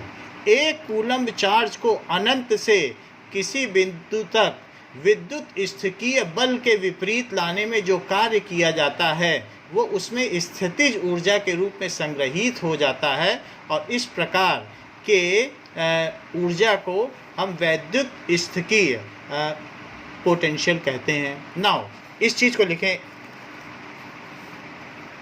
Work done. देखो एक बार देख लेना फिर पूछ लेना, पहले लिखो work done in moving unit positive charge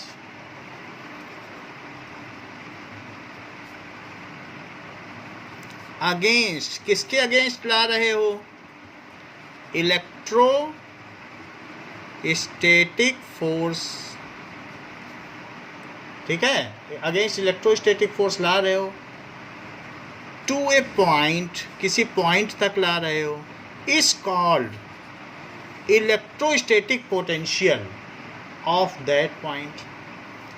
electrostatic potential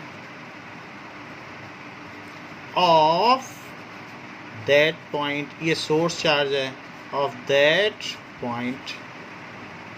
फिर से लिखें, व्हाट इज इलेक्ट्रोस्टैटिक पोटेंशियल। ये कोर कॉन्सेप्ट है इस चीज़ का, तो इसे हमें समझ लेना चाहिए। इलेक्ट्रोस्टैटिक पोटेंशियल, जैसे कि ये सोर्स चार्ज है और मैंने इन्फिनिटी से 2 कूलम्ब चार्ज को यहाँ तक बढ़ाते बढ़ाते यहाँ तक ले आए, और ऐसा करने में मुझे 20 जूल काम करना पड़ा। Anisha, am I audible? Sir वो क्लास में नहीं है सर। अच्छा ठीक है। Now Ishan, are you there? Yes sir. तो बताओ, अगर हमने 2 कूलम चार्ज को पी पॉइंट तक हम लेके आए और हमें 20 जूल काम करना पड़ा, तो क्या ये 20 जूल काम जमा हो जाएगा यहाँ पे? हाँ सर। अच्छा, so what is electrostatic potential of P point? Sir, electrostatic potential of P point can be said to be 20 joules because it was the amount of work done to bring back 2 coulomb charge. जो आप बताएंगे वही माना जाएगा। कितना बताया आपने? Sir, 20 joules. ऐसा नहीं बताना है, आपको बताना है जितना भी वर्क डन है। बोलो।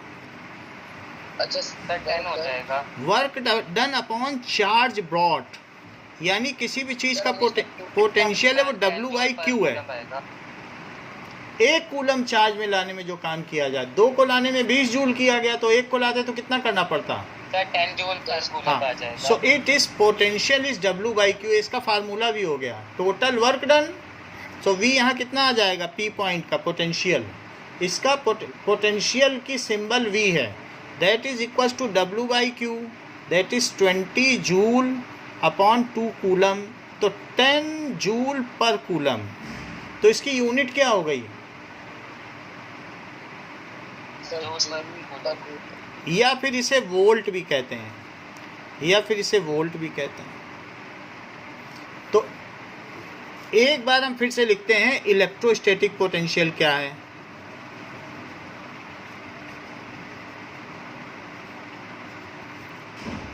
Electrostatic potential, work done in moving unit positive charge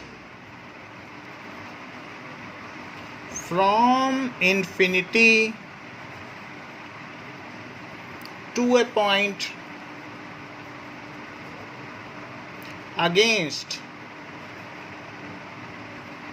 electrostatic force, या फील्ड भी लिख सकते हो, against electrostatic force is called electrostatic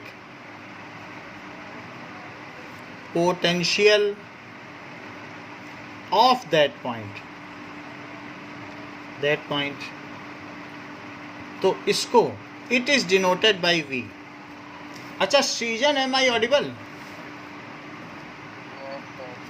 अच्छा बेटा ये बताओ, ये मेरे पास P पॉइंट है और यहाँ Q पॉइंट है, तो P पॉइंट का पोटेंशियल ज़्यादा होगा कि Q का, कि दोनों का सेम होगा? सर वो मूव अगर Q की तरफ हो रहा है तो Q का सर ज़्यादा हो जाएगा। हाँ, क्योंकि आपको Q तक लाने में ज़्यादा काम करना पड़ेगा। तो जैसे किसी चीज़ को उठाने में थोड़ा उठाओगे तो थोड़ा पोटेंशियल है, और ज़्यादा उठा दोगे तो ज़्यादा पोटेंशियल है। जितना उठाओगे उतना ज़्यादा पोटेंशियल हो जाएगा उसमें। सो इसी तरीके से यहाँ पर Q का पोटेंशियल ज़्यादा है, यानी VQ क्या है, it is greater than VP, क्योंकि यहाँ तक लाने में तो यहाँ 20 जूल करना पड़ा, हो सकता है 25 करना पड़ जाए। सो जो काम करोगे वही पोटेंशियल के तौर पर जमा हो जाएगा, जितना खाओगे उतना आपकी बॉडी का पोटेंशियल है। अब देखो, it is called electrostatic potential of that point, और V क्या होता है, इट इज़ W/Q। ठीक है, इट इज़ W/Q। अब जरा देखो पोटेंशियल डिफरेंस क्या होता है।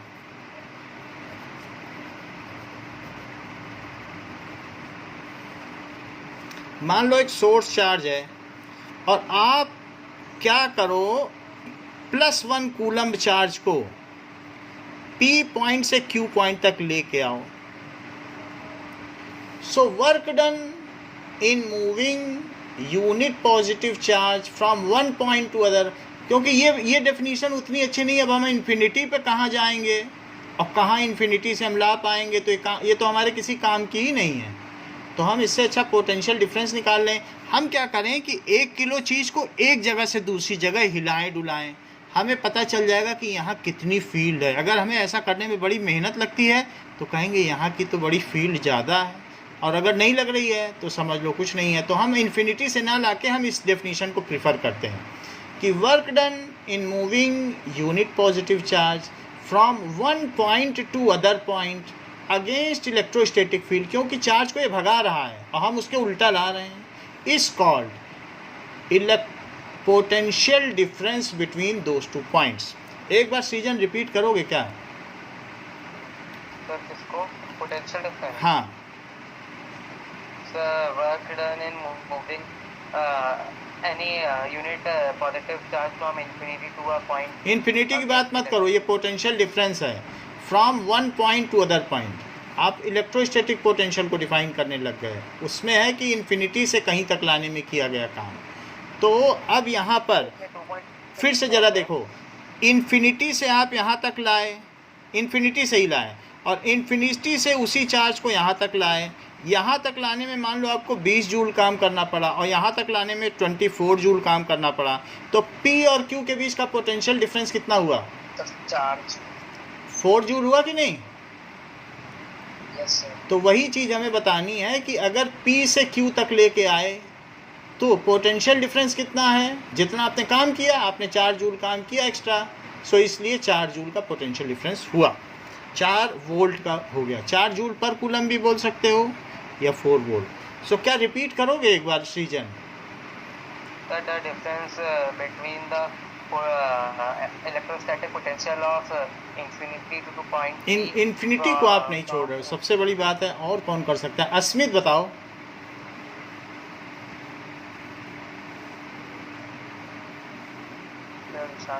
मैं बताऊं? हाँ बोलो Ishan. Sir work done in moving unit charge from one point to another against electrostatic force is called potential difference. ये बहुत सुंदर बताया गया है, ये इनाम के काबिल आपका उत्तर है। So work done in moving, कोई गलती है ही नहीं, और ऐसा अभी तक किसी ने हमारे सामने बोला नहीं जितना अच्छा आपने बोल दिया। Work done in moving, even 11th-12th के बच्चे भी इतनी अच्छी डेफिनेशन पहली बार में नहीं दे पाते हैं। इन मूविंग यूनिट पॉजिटिव चार्ज, ठीक है, वो इलेक्ट्रोस्टैटिक पोटेंशियल है बेटा, और ये है potential difference.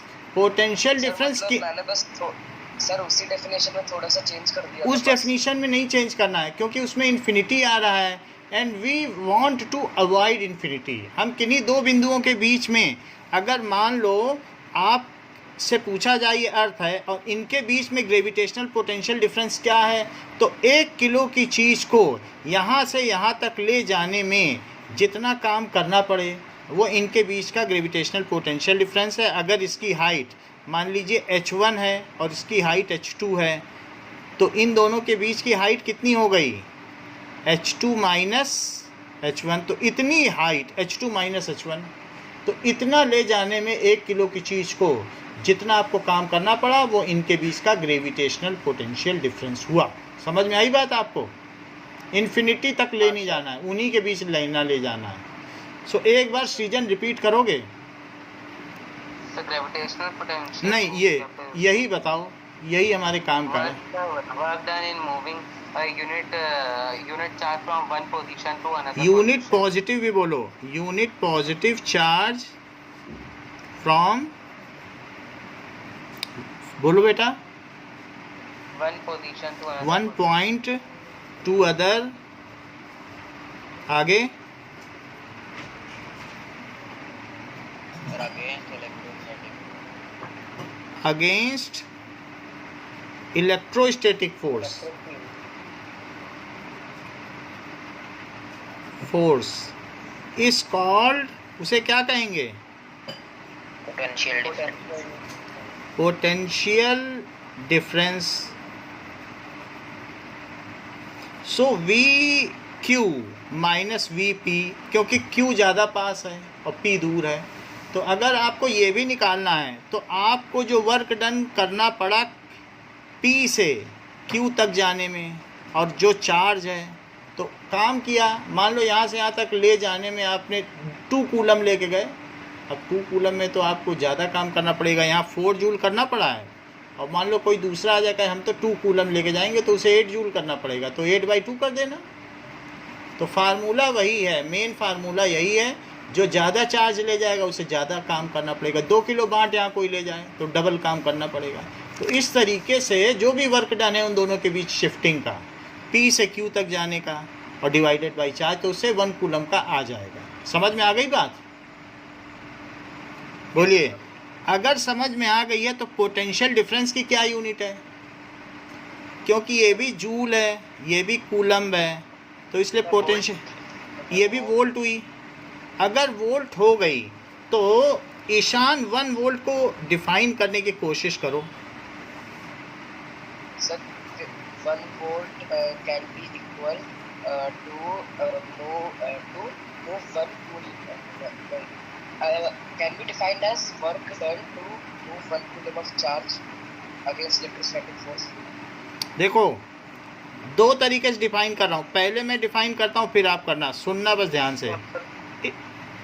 If 1 coulomb charge is moved from infinity to a point, infinity से एक पॉइंट तक लाएं, and we have to do 1 joule work, infinity से यहाँ तक लाने में अगर आपको 1 जूल वर्क करना पड़ा, then the potential of that point is 1 volt. क्यों? क्योंकि V क्या होता है? W/Q। If unit positive charge है 1 कूलम लाए और किसी पॉइंट तक लाए, P तक ले आया, और आपको 1 जूल काम करना पड़ा, तो ये क्या हो जाएगा बताओ? 1 जूल पर कूलम, या इसे क्या कह सकते हो? 1 वोल्ट। एक बार रिपीट करो। Sir, when a unit positive charge move from one position to another, and the work done in this is 1 joule, and the charge of that unit positive charge is 1 coulomb, then the potential difference is 1 volt. ये भी सही है, इन्होंने potential difference के terms में बताया। पहले इस चीज़ को लिखें फिर पोटेंशियल, पहले इलेक्ट्रोस्टैटिक पोटेंशियल के की डेफिनेशन में 1 वोल्ट लिख दें। So if unit positive charge is moved from infinity to a point against electrostatic force, and work done कितना करना पड़ा? And work done is 1 joule, then the electrostatic potential, infinity से लाओगे तब पोटेंशियल होगा, तब डिफरेंस नहीं होगा। Electrostatic potential of that point, that point is 1 volt। ऐसा क्यों किया? क्योंकि V is W/Q, तो आपने 1 जूल काम किया और 1 कूलम चार्ज को इन्फिनिटी से लाया, तो it is 1 volt.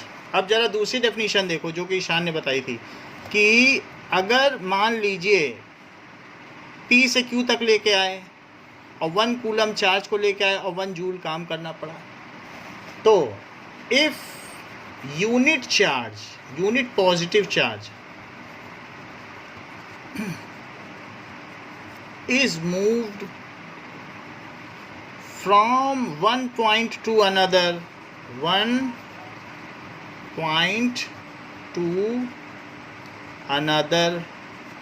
against electrostatic force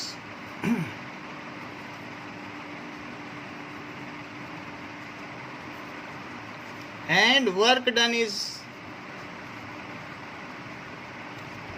1 joule. हम यूनिट पॉजिटिव चार्ज को एक पॉइंट से दूसरे पॉइंट तक लेके आए और 1 जूल काम करना पड़ा, then the potential difference between those 2 points, then the potential difference between those 2 points is 1 volt. तो 1 वोल्ट है क्योंकि joule upon coulomb 1 joule upon 1 coulomb, तो ये उन दोनों पॉइंट्स के बीच का विभवांतर हुआ, पोटेंशियल डिफरेंस। यहाँ पोटेंशियल डिफरेंस के टर्म्स में 1 वोल्ट को किया है क्योंकि इसकी भी तो यूनिट 1 वोल्ट होती है, और यहाँ पर पोटेंशियल के टर्म्स में अगर अनंत से किसी बिंदु तक लाने में एकांक आवेश को 1 जूल कार्य करना पड़ जाए तो उस बिंदु का विभव 1 वोल्ट होता है। अगर एक बिंदु से दूसरे बिंदु तक स्थानांतरित करने पर 1 जूल कार्य करना पड़ जाए तो उन दोनों बिंदुओं के बीच का विभवांतर 1 वोल्ट होता है। तो ये दोनों अलग अलग डेफिनेशंस हैं। आज के लिए इतना ही। Thank you for joining.